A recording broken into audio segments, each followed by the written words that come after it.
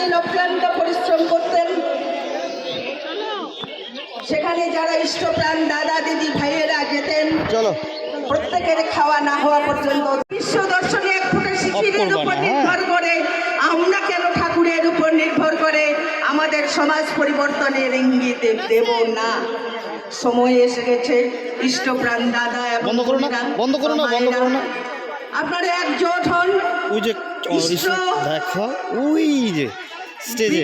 ঠাকুরের কথা চারিদিকে ছড়িয়ে দেন,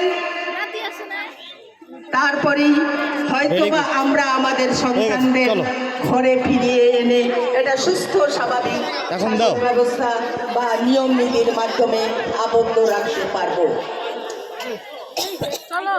কোরআনে আছে মার পায়ের তলে বেহেশত,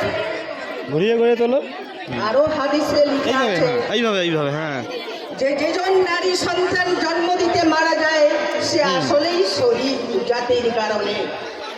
এতগুলো কথা উপেক্ষা করে আমরা মায়েরা নিশ্চয়ই চুপ করে বসে থাকবো না।